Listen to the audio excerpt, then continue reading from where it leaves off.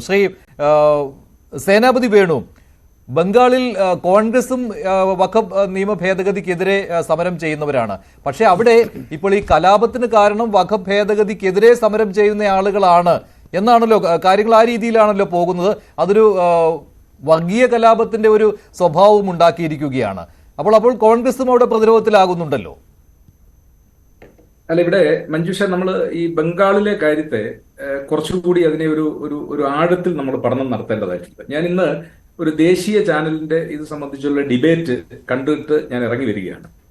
അപ്പോൾ അതിനകത്ത് കാണിച്ചിരിക്കുന്ന ചിത്രങ്ങൾ വളരെ ഭയാനകമാണ്. അവിടെ ഈ വഖഫ് എന്ന ഒരു ഇഷ്യൂവിൽ നിന്ന് മാറിയതിന് ശേഷം ഇവിടെ മോഹൻ വർഗീസ് സാർ സൂചിപ്പിച്ചതുപോലെ അത് സമ്പൂർണമായ ഒരു വർഗീയ കലാപത്തിലേക്ക് നീങ്ങിയിരിക്കുന്നു എന്നുള്ളതാണ് നമ്മളെ ഭയപ്പെടുത്തുന്നത്.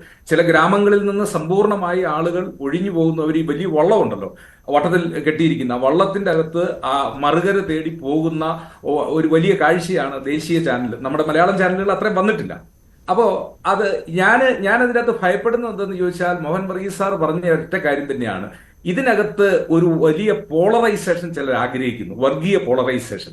ആ വർഗീയ പോളറൈസേഷന്റെ ഗുണഭോക്താക്കൾ ആര് എന്നുള്ളതാണ് അടിയന്തരമായിട്ട് ഇവിടെ കണ്ടെത്തേണ്ടത്. ഇവിടെ വഖഫിനെതിരെ സമരം ചെയ്യുന്നത്, നിയമപരമായിട്ട് സമരം ചെയ്യാൻ കോൺഗ്രസും ഇന്ത്യയിലെ പ്രതിപക്ഷ പാർട്ടികൾ എല്ലാവരും ഉണ്ട്.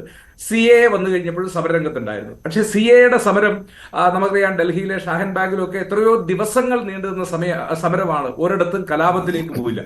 ഇത് കഴിഞ്ഞ 2-3 ദിവസം ഇല്ലെങ്കിൽ ഒരാഴ്ചയായി ഒരു വലിയ കലാപത്തിലേക്ക് ഇതങ്ങ് പോകുന്നു. ആ കലാപം ഇവിടെ CPM-ന്റെ 3 ആളുകൾ മരിച്ചു. CPM ആയതുകൊണ്ടൊന്നും കൊല ചെയ്യപ്പെട്ടതല്ല, അവരൊരു പ്രത്യേക മതവിഭാഗത്തിൽ പെട്ടതായതുകൊണ്ട് അവരെ അടിച്ചോടിക്കുക അല്ലെങ്കിൽ അവരെ കൊല ചെയ്യുക എന്നുള്ള ഒരു നിലയിലേക്ക് വന്നിരിക്കുന്നു. പക്ഷെ അവിടെ CPM-ഉം അവിടെ വഖഫ് നിയമ ഭേദഗതിക്കെതിരെയാണ്, ഈ പ്രക്ഷോഭം നടത്തുന്നവരും വഖഫ് നിയമ ഭേദഗതിക്കെതിരെയാണ്. അപ്പോൾ അത് സ്വാഭാവികമായിട്ടും CPM-കാരൻ അതിന്റെ ശത്രുപക്ഷത്തല്ലല്ലോ. ഈ വഖഫ് നിയമ ഭേദഗതിക്ക് അനുകൂലമായിട്ട് നിൽക്കുന്നവരാണ് CPM. അപ്പൊ അവരെ ആക്രമിക്കുന്നത്. അപ്പൊ ഈ ആക്രമണത്തിന് ഞാൻ ഒന്ന് ഇടപെടുകയാണ് ശ്രീ സേനാപതി വേണു. ഇപ്പോൾ മുനമ്പത്ത് നിന്നുള്ള ഒരു ബൈറ്റ് വന്നിട്ടുണ്ട്. അതവിടെ സമരസമിതിയുടെ ഒരു നിലപാടാണ്. അതിലേക്കൊന്ന് പോയതിനു ശേഷം മടങ്ങിയെത്താം.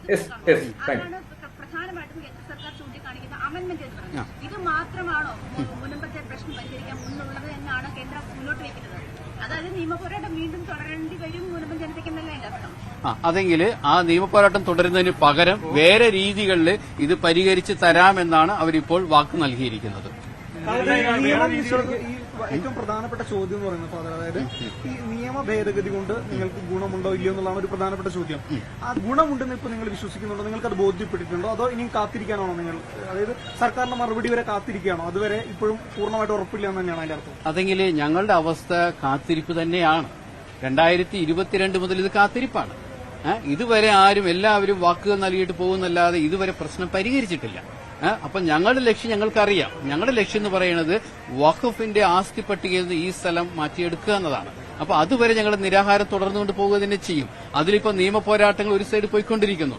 അതേ രീതിയിൽ വഖഫ് അമെന്റ്മെന്റ് ബില്ല് ഏത് രീതി ഞങ്ങളെ സഹായിക്കുമെന്ന് ഇപ്പോഴും ഞാൻ ചോദ്യങ്ങൾ ചോദിച്ചിട്ടുണ്ട്. അപ്പൊ അതിനുള്ള ഉത്തരം ഉടനെ തന്നെ കിട്ടും. തീർച്ചയായിട്ടും പ്രശ്നം പരിഹരിക്കുമെന്നാണ് പറഞ്ഞിരിക്കുന്നത്. കാരണം സെൻട്രലിന് എല്ലാ പവറും ഉണ്ട്, സ്റ്റേറ്റിന് എല്ലാം പവറും ഉണ്ട്. എല്ലാവരും പറഞ്ഞ് സ്റ്റാറ്റ്യൂട്ടറി ബോഡി എന്നാണ്. പക്ഷേ ആരും പ്രശ്നം പരിഹരിക്കുന്നില്ല. അപ്പോ ഇവിടെ ഒരു തീരുമാനം വരുന്ന പ്രതീക്ഷയുണ്ട്.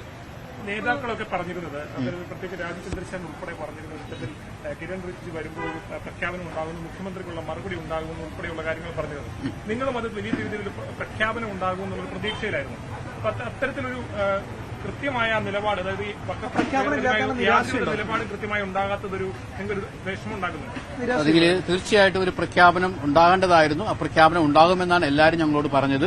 ഞങ്ങൾ പ്രതീക്ഷിച്ചത് അത് തന്നെയാണ്. അതാണ് ഞാനും ആവശ്യപ്പെട്ടത്, ഒരു പ്രഖ്യാപനം ഉണ്ടാകുമെന്നാണ്. പക്ഷെ അദ്ദേഹം വ്യക്തിപരമായിട്ട് പറഞ്ഞു, പ്രഖ്യാപനം നടത്തുന്നതിന് മുമ്പ് ഇതിന്റെ റൂൾസ് ഡ്രാഫ്റ്റ് ചെയ്യാനുണ്ട്, 3 ആഴ്ചകളെങ്കിൽ അതിന് വേണ്ടി വരും. അത് കഴിയുമ്പോൾ തന്നെ ഒരു പ്രഖ്യാപനം ഉണ്ടാകും. അതുകൊണ്ട് അദ്ദേഹം പറഞ്ഞു വീണ്ടും ഇങ്ങോട്ട് ഇവിടെ തന്നെ വരുമെന്നാണ് പറഞ്ഞിരിക്കുന്നത്.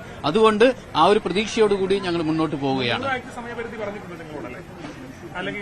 3 ആഴ്ചക്കുള്ളിൽ റൂൾസ് ഡ്രാഫ്റ്റ് ചെയ്യുന്നതാണ് പറഞ്ഞിരിക്കുന്നത്. അത് കഴിയുമ്പോൾ തന്നെ ഏത് രീതിയിൽ ഞങ്ങൾക്ക് ഒരു വിടുതൽ നൽകാൻ സാധിക്കുമെന്നുള്ളത് അവർ ഉടനെ തന്നെ പറയുന്നതായിരിക്കും. അതെങ്കിൽ തീർച്ചയായിട്ടും ഓരോ നേതാവും പറയാൻ ഞങ്ങൾ പ്രതീക്ഷകൾ നഷ്ടപ്പെടുത്തില്ല. കാരണം ഞങ്ങളുടെ കയ്യിലൊന്നുമില്ല. നഷ്ടപ്പെടാനുള്ളത് ഞങ്ങൾക്കുള്ളൂ. ഈ 2.5 വർഷം നഷ്ടപ്പെട്ടുകൊണ്ടിരിക്കുകയാണ്. അപ്പോൾ ഈ ഒരു അവസരത്തിൽ ആര് ഇടപെട്ട് ഞങ്ങളെ സഹായിക്കുമെന്ന് പറയുമ്പോഴും ഞങ്ങൾ പ്രതീക്ഷയോടെ കാത്തിരിക്കുകയാണ്. ഫാദർ ആന്റണി സേവ്യറാണ് പ്രതികരിച്ചത്. സമരസമിതിക്ക് വേണ്ടിയാണ് അദ്ദേഹം സംസാരിച്ചത്. മുനമ്പത്തെ കേന്ദ്രമന്ത്രി കിരൺ റിജിജു ഉറപ്പ് നൽകിയിട്ടുണ്ട് എന്നാണ് സമരസമിതി ഇപ്പോൾ പറയുന്നത്. ചട്ടം രൂപീകരിക്കുന്ന സമയമാകുമ്പോഴേക്കും ഈ നിയമത്തിൽ കൂടുതൽ വ്യക്തത വരും. അത് മുനമ്പത്തെ സഹായിക്കുന്നതായിരിക്കും. അപ്പോൾ വീണ്ടും താൻ മുനമ്പത്തേക്ക് വരുമെന്ന് കേന്ദ്രമന്ത്രി കിരൺ റിജിജു ഉറപ്പ് നൽകിയിട്ടുണ്ട് എന്നാണ് ഫാദർ ആന്റണി സേവ്യർ പറഞ്ഞത്. അതിലേക്ക് വരാം. അതിനു മുമ്പ് ബംഗാളിലെ വിഷയമാണ് ചർച്ച ചെയ്തുകൊണ്ടിരിക്കുന്നത്. ശ്രീ സേനാപതി വേണു, താങ്കൾക്ക് തുടരാം. അപ്പൊ ഞാൻ പറഞ്ഞത്, ഈ പോളറൈസേഷന്റെ ഗുണഭോക്താക്കൾ ആര് എന്നുള്ളതാണ് അടിയന്തരമായിട്ട് അവിടെ കണ്ടെത്തേണ്ടത്. ഇവിടെ ഇപ്പൊ കേന്ദ്രത്തിന്റെ നിലപാട് എന്താണ്? കേന്ദ്രം പറയുന്നത് ബംഗ്ലാദേശിൽ നിന്നുള്ള നുഴഞ്ഞുകയറ്റക്കാർ കടന്ന് അവരാണ് കുഴപ്പമുണ്ടാക്കുന്നതെന്ന്. അത് പറയുമ്പോൾ ഒരു കാര്യം നമ്മൾ മനസ്സിലാക്കേണ്ടത്, 10+1 11 കൊല്ലമായിട്ട് കേന്ദ്രം ഭരിക്കുന്നത് BJP ആണ്. അതിർത്തി രക്ഷാസേന, അതായത് ബോർഡർ സെക്യൂരിറ്റി ഫോഴ്സ്, സശസ്ത്ര സീമാബല്, ഇങ്ങനെ അതിർത്തിയിൽ വിന്യസിക്കാവുന്ന എല്ലാവരുടെയും നിയന്ത്രണം അവർക്കാണ്. അപ്പോ മോദിയും ഇന്ത്യയുടെ പ്രധാനമന്ത്രിയും മാറി മാറി നമ്മളോട് പറയുന്നത് ബംഗ്ലാദേശുമായിട്ട് അതിർത്തി, ബംഗ്ലാദേശിന്റെ അതിർത്തി എന്ന് കേൾക്കുമ്പം അത് തന്നെ ഒരു കൗതുകമായിട്ട് നമുക്ക് തോന്നുന്നു. 4800-ലധികം കിലോമീറ്റർ അതിർത്തി.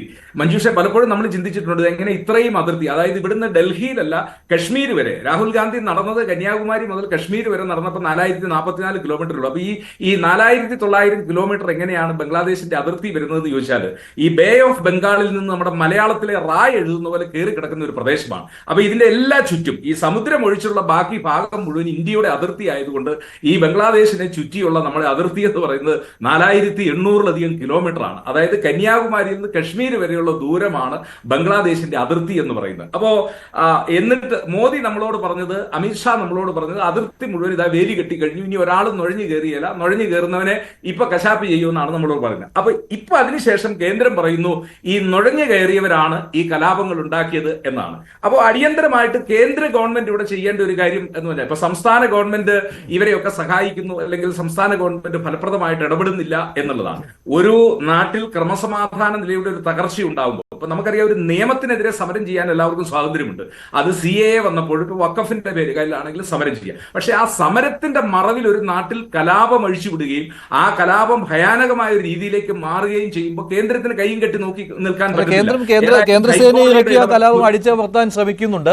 പക്ഷെ അവിടെ ഈ സംസ്ഥാന സർക്കാരിന്റെ സ്പോൺസർഷിപ്പ് ഈ സമരത്തിന് കിട്ടുന്നുണ്ടല്ലോ. അപ്പോൾ അങ്ങനെ വരുമ്പോൾ അവിടെ കോൺഗ്രസും, ഇപ്പോൾ കോൺഗ്രസ് തൃണമൂൽ കോൺഗ്രസിനെ സ്വാഭാവികമായിട്ടും കുറ്റം പറയും. പക്ഷേ ഈ നിയമ ഭേദഗതിക്കെതിരെയുള്ള സമരത്തിൽ കോൺഗ്രസും തൃണമൂലും CPM-ഉം ഒക്കെ ബംഗാളിൽ ഒരേ പക്ഷത്ത് തന്നെയാണ് നിൽക്കുന്നത്. അതോടൊപ്പം തന്നെയാണ് ജമാഅത്തെ ഇസ്ലാമി, SDPI പോലെയുള്ള സംഘടനകളും.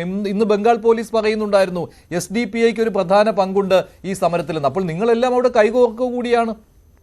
അല്ല, അതിൻ്റെ അകത്ത് മനസ്സിലാക്കേണ്ടത്, കോൺഗ്രസ് സമരം ചെയ്യുന്നത് അല്ലെങ്കിൽ ഇന്ത്യ മുന്നണിയിലെ കക്ഷികൾ സമരം ചെയ്യുന്നത് ഞങ്ങൾക്ക് നിയമപരമായി അല്ലെങ്കിൽ നിയമത്തിന്റെ പരിധിക്കുള്ളിൽ നിന്ന് ഞങ്ങൾക്ക് സമരം ചെയ്യാൻ പറ്റത്തുള്ളൂ. ഞങ്ങൾക്ക് ബസ് കത്തിക്കാൻ പോകാൻ പറ്റത്തില്ല, പൊതുമുതൽ നശിപ്പിക്കാൻ പറ്റത്തില്ല, അതല്ല എങ്കിൽ ജനങ്ങളുടെ സ്വൈര്യ ജീവിതത്തെ തടസ്സപ്പെടുത്തുന്ന പ്രക്രിയകൾ ചെയ്യാൻ പറ്റത്തില്ല. ഇവിടെ ചില സാമൂഹ്യ വിരുദ്ധര്, ഇപ്പൊ കഴിഞ്ഞ ദിവസം നമ്മൾ കണ്ടല്ലോ, ബ്രദർഹുഡ് എന്താ പറഞ്ഞ മുസ്ലിം ബ്രദർഹുഡിന്റെ നേതാക്കന്മാരുടെ പടവും പിടിച്ചുകൊണ്ട് കരിപ്പൂർ വിമാനത്താവളത്തിന്റെ മുമ്പിൽ നിന്ന് ചില ആളുകൾ തുള്ളുന്നു. അതൊന്നും ഒരു ജനാധിപത്യ രാജ്യത്തോ ഒരു എന്താ പറഞ്ഞ നിയമവാഴ്ച നിലനിൽക്കുന്ന ഒരു രാജ്യത്തോ അനുവദിക്കാൻ പാടുള്ളതല്ല. അത് ഏത് സംഘടനയാണെന്ന് അറിയാമല്ലോ ശ്രീ സേനാപതി വേണു. ജമാഅത്തെ ഇസ്ലാമിയാണ്, സോളിഡാരിറ്റിയും അതുപോലെ തന്നെ സ്റ്റുഡന്റ് ഇസ്ലാമിക് ഓർഗനൈസേഷനുമാണ് അവിടെ സമരം ചെയ്തത്. ഇതേ സംഘടനകൾ തന്നെ ബംഗാളിൽ നടത്തുന്ന സമരത്തിന്റെ സ്വഭാവം മനസ്സിലായല്ലോ. അല്ല, അതാണ് ഞാൻ പറഞ്ഞത്. സദുദ്ദേശപരമായിട്ട് സമരം ചെയ്യുന്ന ഈ നിയമത്തിലെ ജനാധിപത്യ വിരുദ്ധതയും അതുപോലെ തന്നെ ന്യൂനപക്ഷ വിരുദ്ധതയും തുറന്നു കാണിക്കുന്നതിന് വേണ്ടി നടക്കുന്ന ജനാധിപത്യ പോരാട്ടത്തിനിടയിൽ ഇത്തരത്തിലുള്ള ആളുകൾ കയറി നടത്തുന്ന ഈ കുഴപ്പങ്ങൾ, അത് ഉദ്ദേശിച്ചവർക്ക് അവരുടെ ലക്ഷ്യം പൂർത്തീകരിക്കുക. അതാ മോഹൻ വർഗീസ് സാർ പറഞ്ഞത്. ന്യൂനപക്ഷ പോളറൈസേഷന് വേണ്ടി ചിലർ ശ്രമിക്കുമ്പോൾ അതിനേക്കാൾ എത്രയോ ശക്തിയിലാണ് ഭൂരിപക്ഷ പോളറൈസേഷൻ ഉണ്ടാകുന്നത്. അതുകൊണ്ട് ഞങ്ങൾ അത്തരം ശക്തികളെ ബംഗാളിൽ ആ ശക്തികൾ ഈ സമരം റാഞ്ചി കഴിഞ്ഞു. അപ്പൊ ബംഗാളിൽ മാത്രമല്ല മറ്റു സ്ഥലങ്ങളിലേക്ക് വ്യാപിച്ചാലോ? അതിനെ തടയേണ്ടത് കോൺഗ്രസ് ഉൾപ്പെടെയുള്ള പാർട്ടികളാണ്. ഞാൻ പറഞ്ഞല്ലോ, ഞങ്ങൾ ഇന്ത്യ മുന്നണിയിൽ ഉണ്ട്. പക്ഷെ ബംഗാളിൽ ഞങ്ങൾ ഭരണത്തിന്റെ ഭാഗമായിട്ടല്ലല്ലോ. അവർക്ക് അബ്സല്യൂട്ട് മെജോറിറ്റി ഉണ്ട്, വേറൊരു കക്ഷിയെ അവരടിപ്പിക്കുന്നില്ല.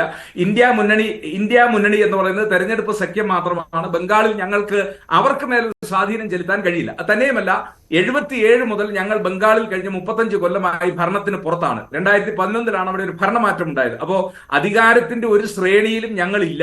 ഞങ്ങളുടെ രാഷ്ട്രീയ സാന്നിധ്യത്തിന്റെ ആ പിന്തുണ കൊണ്ട് അല്ലെങ്കിൽ ജനങ്ങളുടെ ആളുകളുടെ ഇടയിൽ ഉള്ളത് കൊണ്ട് ഞങ്ങൾ ഈ വഖഫ് നിയമത്തിനെതിരെയുള്ള ഇതിനകത്തെ ജനാധിപത്യ വിരുദ്ധത്തിനെതിരെ സമരം ചെയ്യുന്നു. നിശ്ചയമായും ഈ ആ കലാപങ്ങൾ ഒരിക്കലും അത് ഉണ്ടാകാൻ പാടുള്ളതല്ല.